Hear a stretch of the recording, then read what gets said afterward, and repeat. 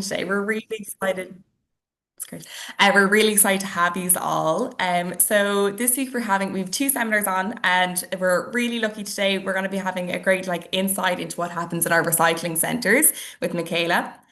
We'll be talking to Michaela about, and then at the end of this, the seminar, we'll have a Q&A at the end. So if you have any questions that come to mind during the presentation, please let us know, or please let us know at the end. I'm sure Michaela would love to hear all your questions, and I'll be in the chat box as well if you want to pop your questions into the chat also. If you don't mind, if everyone could please keep their microphones on mute just while the presentation is on. But if you have any questions, like I was saying, put them into the chat box and either I can answer them or else we can leave them all to the end and Michaela can go through them. And we can have a nice little chat at the end about what goes into our recycling centres.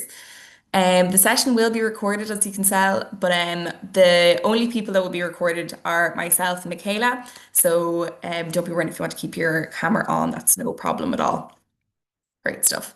So I'm going to stop sharing my screen. Great.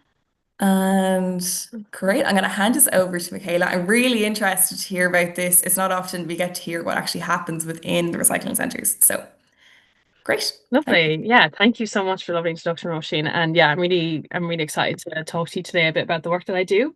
Because a lot of what happens to waste is very hidden. People don't realize that there's so many people working in the background. But yeah, my name is Michaela Peters. I'm an eco manager at Viola UK. So Viola is a really big waste management company, but we also do a lot of work with water and energy, and a lot of our work in Ireland actually is around wastewater treatment.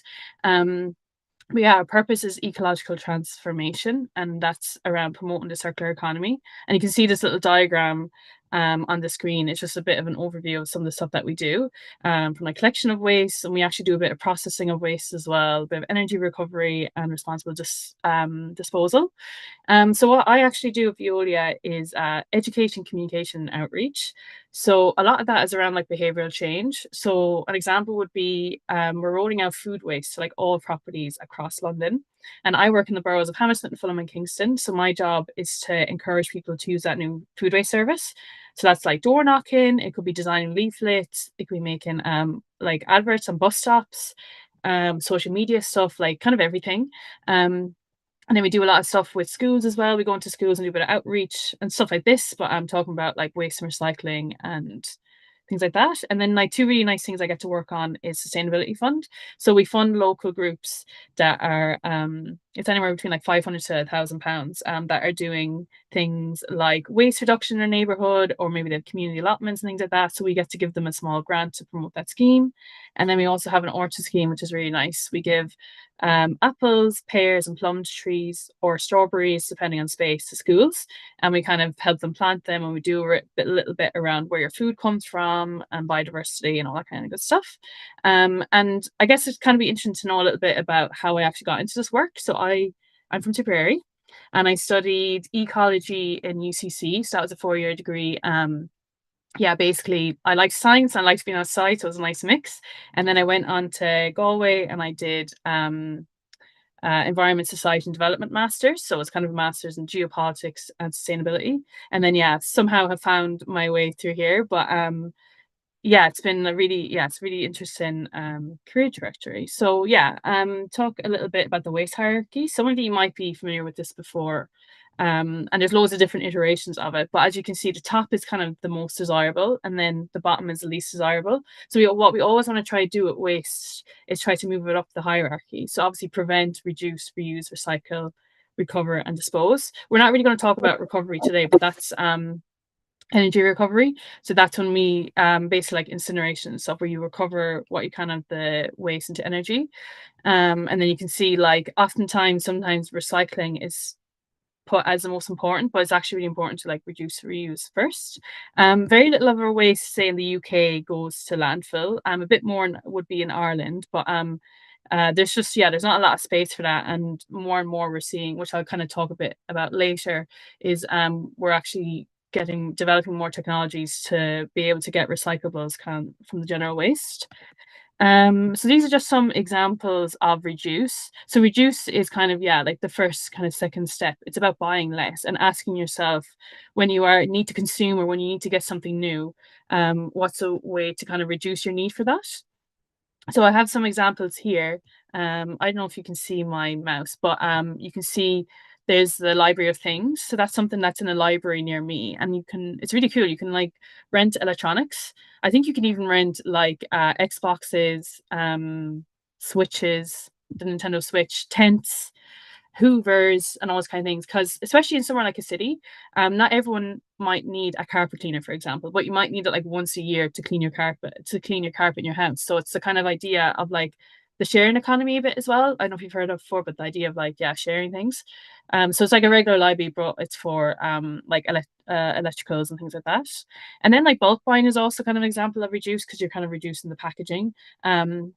So what's really popular here in London is actually people buy the really big, it's like 5 to 10 kg bags of rice, and they usually end up to be a bit cheaper as well. But bulk buying as well is one of those. And then also, there's a shop near me that's like a zero waste shop, so you can bring like old jars and tins and stuff like that and get it refilled. So that's an example of reduce as well. And then also, I mentioned library things, but also a library is a really good example of reduce. So instead of us all buying the same, I don't know, Sally Rooney book, we can all rent it from the library at different points. And like libraries are just amazing because there's so many other things you can rent from them as well. Like you get games, you can get I think you can still rent like DVDs and stuff like that from them. And they're also just really good for community. And then also in the middle there, then you can see an example of like reusable shopping bags. I'm sure we all have these at home. I know at home my family have like the big bag of bags with all the different reusable shopping bags. But that's another example of reduce because instead of using a single-use plastic time and time again, you're just using something all the time instead of like throwing it out. And yeah, it also does save you money as well. And then reuse is like in some ways there can be a little bit of a overlap with reduce because you can reuse to try reduce your waste. But yeah, it's the idea of using something over and over again. And yeah, it's examples would be like mending, fixing, repairing, refurbishing. And the idea is to extend the life of something. So say you have like a phone, instead of like throwing it out, that you get it repaired to extend the life. And then I mentioned here planned obsolescence. I don't know if you've ever heard of that or not, but the idea of planned obsolescence is the idea that like it happens a lot actually with our electronics. So before maybe 10, 20 years ago, computers could last 20 to 30 years, and now they only last maybe 5 to 7 years. And that planned obsolescence is so that we'll keep buying more and kind of feed into this consumption that is kind of wrecking our planet. So like any way we can do to tackle that is like an example of reuse and really important. So just some like fun examples there. You can see the statue with like the leaves. So that's actually made from recycled aluminium cans. So like the leaves are like the inside of the can and it's kind of been hammered to give that effect. And then the outside then would be like, I don't know, the Fanta or the Lilt kind of or Coca-Cola, like they're really colorful outside of it. It's like a really nice example of it. Then I mentioned, yeah, that it's not the best. I was like, it's really hard to get a photo of a bag of bags, but I feel like everyone has this in their house. And that's like an example, even though it's plastic, you're still kind of reusing it again and again. Painting glass jars as well. I've run a few of those workshops and they're really fun, but that's another example of reuse because glass is such a valuable material as well. And it's quite energy intensive to recycle glass. So if you can kind of extend the life of a glass where you already had before putting it in the bottle bank, that's really good. I'm sure a lot of people have this as well, is like reusable water bottles and like lunch boxes and stuff like that. Again, if you kind of think if you had a new water bottle every day instead of using a reusable water bottle, that's what 365 plastic water bottles that you'd be throwing away. Whereas when you use a water bottle, you reduce that. And it's quite nice. I've seen it like in airports and train stations, stuff like that. When you use the water tap, you can actually see how many bottles you've saved. And then the two stitching below, they're just example of like visible mending. So you can kind of mend old jumpers and things like this, pants, jeans, stuff like that. But you can kind of do it in a way that's like really, really nice. And I think these are also important. Like these are crafts that maybe our grandparents or great grandparents knew. And I always find like engaging with them is actually kind of a nice way I don't know, to pass on knowledge through the generations, or it's just like nice to do things with your hands and stuff like that as well. But they have a few of them. I know they're popping up around the place, like repair cafes and stuff like that, where they'll actually show you like how to darn and things like that. It's also really important to like kind of learn these skills and give you kind of some autonomy, because sometimes the waste issue can seem really big and scary, but these little kind of acts are like I think are really important. And then the photo at the very bottom is actually something that I worked on, tech reuse scheme. So in the borough of Southwark, so it's just like South London. London has like 32 like boroughs, kind of like the way Dublin has like D1, D2. So then how it works, yeah. So I just worked in that borough for the council, and we did this tech reuse scheme. So if you had an old laptop, phone, and tablet, you could donate it to your local library. And then a charity partner who was Community Tech Aid would take those and they would refurbish them. And yeah, Viola was part of helping set that up.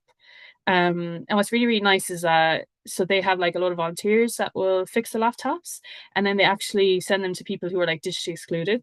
So people who don't have access maybe to even have access to Wi-Fi or data, or don't have access to technology, or don't know how to use it. They work a lot as well with asylums and refugees, and a lot of those people, the beneficiaries of these schemes, will actually then become volunteers, because I think it's it if you're an asylum seeker in the UK, you aren't allowed work. So oftentimes these people kind of want to contribute to their society that they're in. So they'll kind of yeah, I've met some really great people on the tech reuse scheme. So it's really nice to be able to like, okay, we're tackling like an environmental problem, but we're actually kind of doing something that's helping people too as well. And that comes into a lot of it, that we're not just protecting the environment for the sake of it, that it's actually about like helping people too. And then just a bit about, yeah, recycling. Something that Ireland has that we don't actually have in the UK, and I'm very jealous of, is the return scheme. So it's, yeah, I think it's like a really fantastic idea and a really good example of like it's very visible recycling that everyone can contribute to. And a lot of it is like drinking bottles. So I think it's like aluminium cans and things like this, and they have like a little label. So one of the reasons why they have this is like aluminium is one of our most valuable resources, because it has a lower melting point. So if you think of an aluminium can, it's quite soft, so it doesn't actually use as much energy to recycle it. And the aluminium can then become like an airplane, a bike, or a can again. Like it's because it's metal, it can be made in many different things. Or plastic and paper degrades as you recycle it, so it loses its like integrity as a structure. Like it doesn't, it gets weaker and weaker, whereas like aluminium doesn't. Um, so a lot of our like litter bins on the streets, they, unless they're segregated, they'll just go off to the general waste. So they'll either be incinerated or landfilled. So it is kind of a waste putting aluminium cans in those litter bins. It's better to have them somewhere like here. And also you get some money back. So I think it's pretty clever. But yeah, I've seen it in other countries like Germany and stuff like that. I've had it for a really long time. We don't have it yet in the UK. I'm really hoping to get it soon. But yeah, there has been a really positive uptick on it. And it's really, yeah, it's really, really great to see that. And I think it's another way of making you a bit more conscious of your consumption as well. If you, because when you throw it in the bin, you kind of forget what happens to it. Whereas you're putting like here, you're actually kind of dealing with your waste. And then obviously in the UK, actually we put glass in our recycling, whereas in Ireland we separate it by the color. So in the UK, because we don't separate it by in our recycling, it gets smashed up a lot and it doesn't get remade into glass. It actually gets made into like insulation. Whereas because in Ireland, a lot of our segregation is by colour, they can actually be remelted into that colour, which like it's like an interesting why there's two different ones, two different systems. And there's a really good website as well called My Waste. If you're ever looking for more information on waste and recycling, things like that, you can find them. And interestingly, waste management is quite different in Ireland and in the UK in terms of like how it's set up. So we do it by council in the UK. So like London has loads of different councils, and then the waste company, either the council will do it themselves or a waste company like mine will come in and run it. Whereas in Ireland, we pay for it like by property by individual, and we just pay the company directly. So it's just like interesting different things that happen. And then yeah, Ireland's recycling rate is around 41%. And that's around 8 kg per person per day, which is, it builds up over time if you think of that, how much that is in a year. And then the UK recycling rate is 44. So we're not doing too much better. But yeah, we could always, those numbers should always we should always be aiming to bump them up. Um and then, oh yeah, so what happens to food waste? So some of you are probably aware that like a lot of food waste does get made into compost, and that's quite frequent in Ireland. But my company has we send it to an anaerobic digestion. So anaerobic means like without oxygen. So if you've ever studied, like I think you learn it in geography when you're talking about like bogs and things like that. But the reason why bogs build up is because there's no oxygen to break down the plant material. So they go to anaerobic digestion and it can actually make biogas. And then it can also make fertilizer then that's left from it. But it's just like interesting. And then that biogas then is made to make energy, but it's a carbon neutral process. Which yeah, I don't think it's that's super common in Ireland, but it does depend like where you live and stuff like that. And then you can see the picture of the little cat with all the things on fire behind them. And that was part of the project I did with the Tech Review scheme. I also did a bit around waste electricals because electrical, so anything with a battery or cable is considered an electrical item. And when you think of it, especially in the last, like I really noticed in the last 5 years, nearly everything is has some kind of electronic element to it. Either it's a smartwatch instead of like an analog watch or things like that. So you shouldn't put those in your recycling bin, especially batteries. Batteries can cause fires. We're having a really big issue in the UK. There's around a fire a day that happens in our recycling truck. So they're quite dangerous to our staff as well. But the electrical bikes and the e-scooters have these really big batteries, and if you chuck them in the bin, when your recycling bin comes to collect your recycling, it's constantly squishing the waste. It's a really big machine and it squishes the waste. So what happens is when that like squishes down on a battery, it can explode. So yeah, I know there's like loads of battery recycling points in Ireland, like in supermarkets and things like that. And there's more waste electrical things, but um my ways have a really good way where you can actually look up an item and you can put in where you live and you can find where to dispose of it responsibly. And I know some places do like collection drives either in their schools or their businesses and stuff like that. But yeah, it's like really important because electricals is the fastest growing waste stream. We haven't quite caught up with how to collect it quickly enough. And they're not like the way a paper page is just paper. Electricals have like plastic, they might have gold in them. They have copper, metals. Yeah, they're like mixed materials. So they're much more trickier to recycle. And then just thought it'd be interesting to talk a bit about how this relates to climate change and waste and like environmentalism in general. So obviously one way of recycling, reducing and reusing is to save resources, right? We don't need as much demand on raw materials. Like as the example on the bottom shows of like cutting down trees. Of like a deforestation is for agriculture, but of course some of it does happen for paper and cardboard. So if we can reuse it, then we're also reducing energy and water use to process that. Um, and paper and plastic as well can only be recycled around 7 times. It obviously depends on the type, and not all plastic can be recycled either. Such like single-use plastic and stuff like that. So yeah, I mentioned already a bit about aluminium being low melting point, so it's much more easier to recycle. And obviously, you've a picture there below is like that's obviously a mine, and like a lot of materials come from mines, particularly metals like iron and things like that. And they can leave kind of a destruction in their wake. I mean, obviously, some of these things are critical and we do need them, but it's like how we reduce that. And then a lot of people don't know, but plastic is made from crude oil, which obviously is a fossil fuel like gas, peat, and coal. And it goes through like a special process to make it towards plastic. So it's obviously it is very much linked to the climate that way as well. And obviously there's loads of pollution associated with drilling and stuff like that for oil. Um, and you probably heard a lot about microplastics. I feel like the was it when Blue Planet or one of those David Attenborough documentaries come out, it really like gripped people and they saw like the turtles eating the plastic bags. So obviously like we're humans, we know that a plastic bag isn't a jellyfish, but when the the turtles in the water, like they can't tell the difference between a bag and a jellyfish, that's why it eats it. But it'll be interesting to talk about the different types of microplastics. So there's fragments, which are just like yeah, chunks that come off of like kind of it's usually taking harder plastics. Then you've pellets. So pellets are like what we actually use to melt to make plastics. Film then of course like single use foam and fiber. And one of the really big sources actually of fiber is from like fishing nets and things like that, but also like our clothes. So a lot of clothes have like if you look at your tag, it'll probably have polyester, nylon, some kind of synthetic fiber, and Sometimes when we wash our clothes as well, a lot of fibers are released, but you can get these special bags that you can capture and you can chuck it in the bin so it doesn't go into our waterways. And the issue obviously with microplastics is it gets into our environment. It can harm fish, birds, and things like that. And then it harms us too. So there is like long-term effects on our health on these things. There's like still to be studied and there's still like a lot we don't know, but obviously it's something that we should stop. And there is like lots of efforts. I know there's a big garbage patch in the Pacific and there's efforts to collect that and to process that, but we also need to be stopping at the source. We need to stop in the plastics getting here in the first place. That's why, again, like I said, working up the waste hierarchy is really important. I'm just going to show you a quick video on the materials recovery facility. So this is where all your recycling will end up. Actually, let's see. I'll just talk you through this bit and then I can show you the other video afterwards. But basically, people are kind of surprised to learn that like there isn't just one bin that collects all your waste.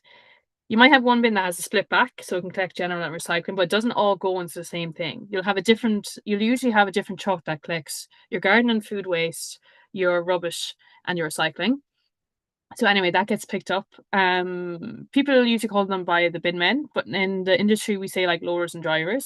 It's a bit more inclusive because people can be all genders and do this job. But also like there's quite different skills as well involved in being a driver than being a loader. And I've gone on a few rounds loading and it's been actually really good crack, but it's like a lot of work. They start work really early, around half five, 6 o'clock, and they might finish between 2 p.m. and 4 p.m. So it's quite a long day, really physically very physically enduring. I think it's really important people realize like when you put something in the bin, someone has to deal with it in the end. And then yeah, that's brought to our MRF. So it's materials recovery facility. We just call it MRF for short. And then the very first line of defense is people will pick out any of the main trash. So it'll be things like people sometimes put like their TVs in there. They put like the clothes horse, like the clothes air, because you kind of hear this thing, you're like, oh, a TV is recyclable. A clothes horse is recycled because it's metal, but it's not recycled in your household bin. It has to go to like a dedicated recycling point. Same with textiles as well. Textiles shouldn't go in here because we'll talk about a bit later with the disc screens, but they can wrap around the disc screens and make the process less available. So like it is recyclable, but just not through your household bin. So people pick out any of the main kind of what we call like contaminants, so things that shouldn't be there.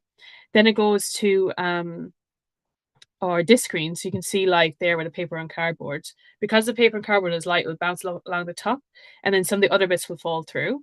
So we'll have things like plastic, glass, and metals and things like that. Oh, sorry. Oh, come on. Sorry. Yeah, there we are. Yeah, so then we have magnets, obviously will collect ferrous materials. So anything that's like magnetic, like steel and nickel and things like that. But obviously not all metals are magnetic. So we have this thing called like an eddy current machine, and it basically is like it's really, really cool. It creates like a temporary magnetic field around aluminium. And it kind of skips then. It jumps over the screen. It's really, really cool. And that's why, like, if you have a pacemaker or anything like that, you're not allowed actually in the facility because it can interfere with that. But it's a really cool innovation to be able to recycle aluminium. And then so it says a density blower redirects plastic to a new conveyor belt. So what we have is actually an optical sorter or like a Titech, and it's really cool. It uses like a laser and it can detect what kind of material it is. So it can detect all the different types of plastics. And that's what you can see here. It's called like resin codes. And it has a little air jet send. It can send it to then whatever conveyor belt that needs to go to.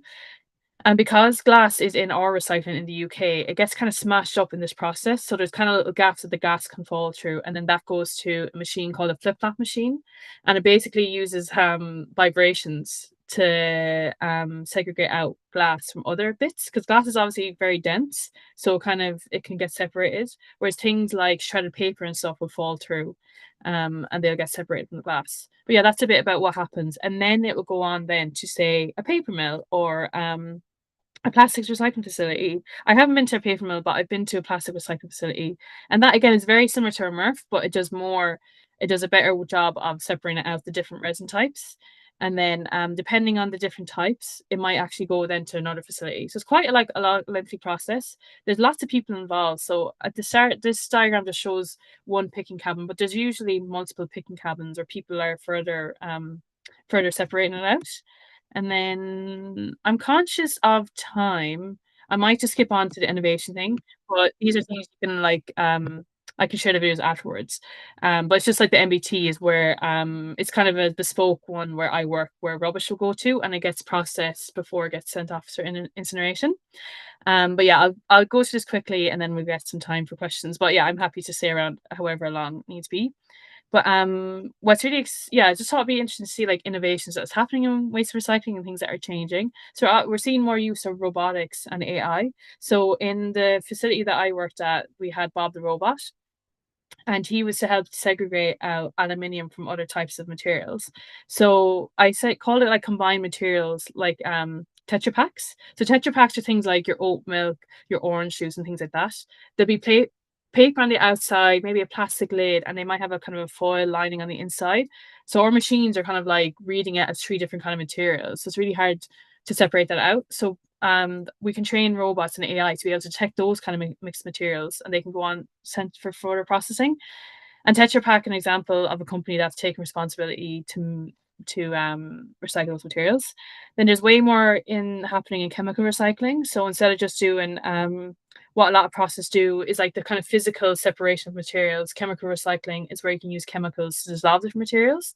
So example would be if you had like I think you call it like a motherboard of like a computer where you have all the little wires and things like that. And there's like there could be gold, copper, plastic, metal, like loads of different types. And you can use different chemicals and enzymes and even bacteria to like to break down those materials. And then we can get the waste product as a product that we need. And then we're seeing way more electrification of fleets and facilities. So there's like less emissions and like air pollution associated with that. Urban mining of electricals as well. Like I mentioned, there's often rare earth minerals and electricals. So instead of sending things for landfill, there's kind of more of a move to yeah, mine those kind of materials and use them again and again. Working conditions, I think, is like really important, and it can be really it's kind of often overlooked. So the contamination example I have is where we wanted our crews to report contamination and recycling, and we did it for ages, nothing was really happening. And then when we actually engaged with the loaders and drivers much more, we had regular check-ins with them. We kind of would be like, oh, thank you so much for reporting, it's gone down or it's gone up. And just shows like, oh, like how people work in this industry is just as important as like the technology and the changes that we're doing, and the two can combine. And I'm sure you're doing a lot of this in green schools, but like these things are very much enmeshed in each other, and it's about like a just transition. All these things are like really important. And obviously I work a lot in demographics and behavior change, so it's like I think, yeah, that's often overlooked, but we can have like really nice recycling bins, but like how do we get people to use them and like to care to use them, and to want to use them and things like that. And then, like I mentioned, it's really important to move up the hierarchy and to promote the circular economy.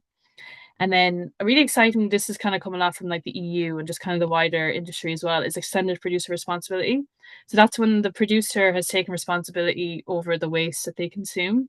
So the tech reuse scheme project I worked on was actually funded by a tax that people that make electricals pay for recycling. So it's like the idea that like, okay, you created the mess, you should be able to pick it up. And an example would be like Coca-Cola is one of the biggest consumers of plastic in the world. There should be we should be working with governments and stuff like that to be able that Coca-Cola can pay for its disposal, for example. And then last but not least, obviously waste is a shared responsibility and impacts everyone on this planet. There's not something that we can ignore. It's something that we all interact with on a daily basis.